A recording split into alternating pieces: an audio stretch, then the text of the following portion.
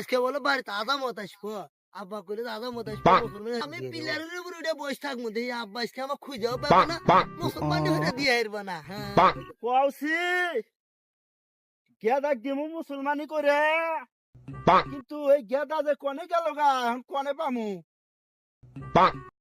ওই গেদা, তুই এনে কি করস? বসে আছি। ভাই তোর না আজকে মুসলমানি করে দিমু বাসায় আদাম আয় বলেছে। না বসে থাকে আমদাম না, শীত এবি দুকা গাছা কেটে দিলাম। ওই গেদা নু ভয় নাই? বাবারে তুই ওটা পয়সা কে? হাই তুই বুঝস না, আমরা দুই বাপ পুত একসাথে হাজামত দিমু। রে রে রে আব্বা মুসলমান।